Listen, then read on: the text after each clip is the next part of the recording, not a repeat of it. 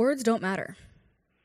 I know you're all here today to listen to somebody else's words and hopefully learn something from them, but I'll stand by my claim that words don't matter. Humans communicate using so much more than just the words we speak. Constantly, in our day-to-day life, we make assumptions that allow us to communicate easier. Cashiers, teachers, friends, classmates, even that stranger you awkwardly smiled at across the street. We're all in a constant state of assumption. We assume our comments are relevant. We assume the appropriate amount of information to provide them. We assume they can understand us clearly, and we assume that they can even want to talk to us in the first place. Notice how none of these assumptions are spoken aloud using words. These casual and common assumptions were put into place, into guidelines a long time ago by British professor Paul Grice. Grice determined that if two participants are willing to have a conversation, they must follow his maxims or rules to communicate properly. The first maxim is a maxim of quantity, and it determines that you must give the required information, but no more.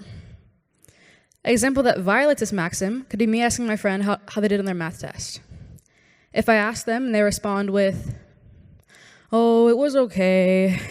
I mean, it was like 20 questions long. It was algebra. I had geometry part of it too. Algebra I did really well, but geometry I kind of failed at.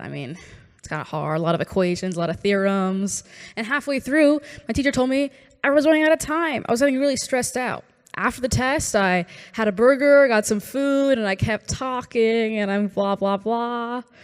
You see how my friend here's giving me a lot of detailed information? I didn't really expect it out of just one question. Therefore, they're violating the maximum of quantity by giving me a lot more than I really need out of this my question. Another good example that violates these more maxims could be a conversation between classmates.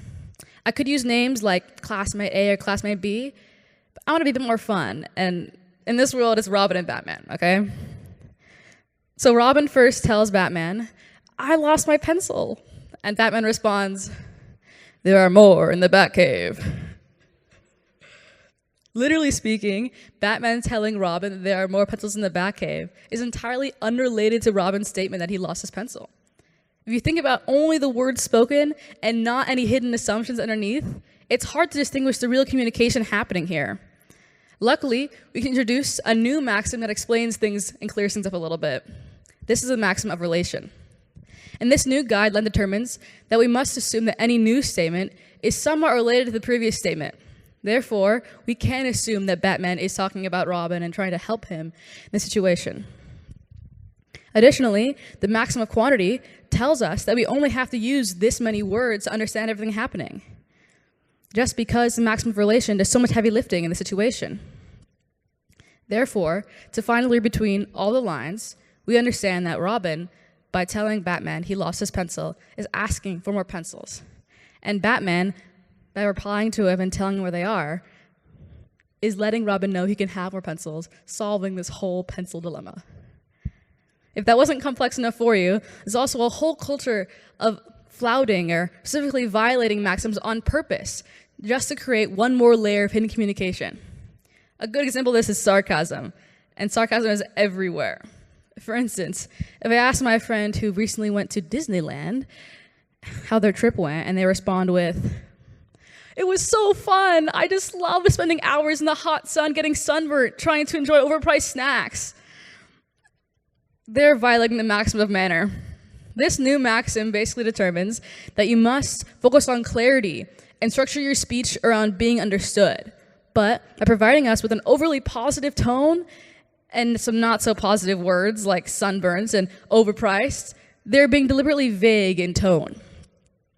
However, sarcasm here lets me understand that my friend did not have a positive day and did not have a good time at Disneyland. This sarcasm is often used to flout the maxim of manner by revealing the speaker's true intentions through exaggerated or contrary statements.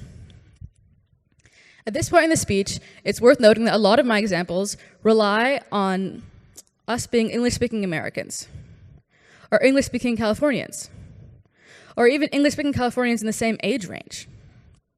Not only does language change the barrier of assumptions by far, regional and generational differences can transform a conversation happening.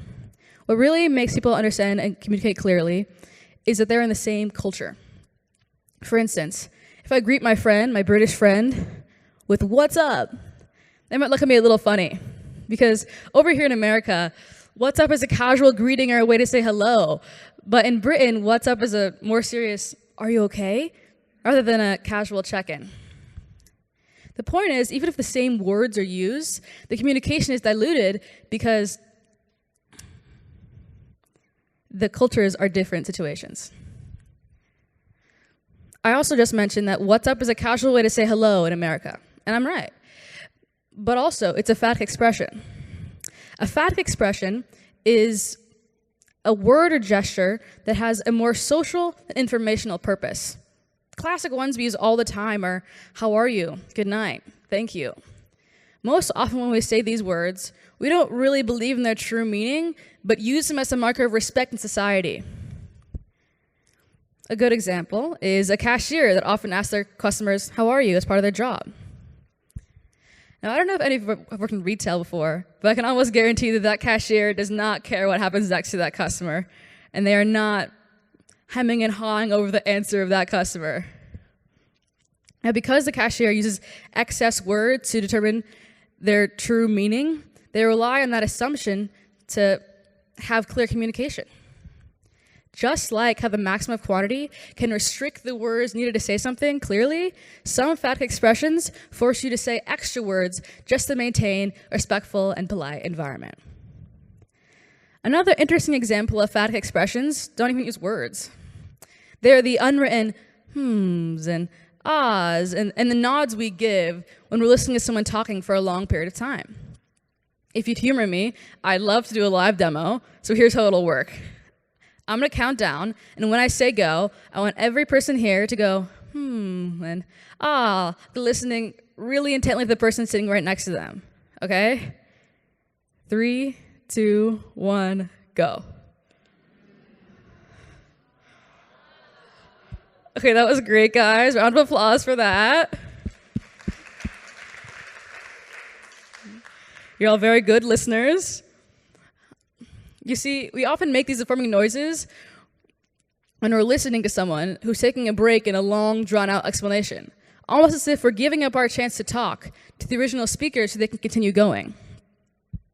Really, these nods don't add any information to this conversation at hand, but instead serve the social purpose of giving the speaker the green light to go ahead and keep talking for as long as that green light is on. What's really absolutely crazy is that all this complexity is only the tip of the iceberg. There are dozens of more social assumptions and cues we travel through daily just to have a conversation, and that shared understanding is amazing. Now, some of you could be still a bit mad at me for not really clarifying what I mean by words don't matter, but what I really wanted to get across, and I hope you assume throughout this presentation, is that words are instrumental to understanding all of mankind, but equally important and not talked about enough are the invisible social barriers we climb over every day just to have a conversation. We really should be amazed by how we can even communicate with the amount of guessing we do day to day. And I hope through this whole speech, I've inspired you to pay closer attention to that guessing we do every single day, and all the conversations that we have, and the places that we know the most with people that know us the best. Thank you.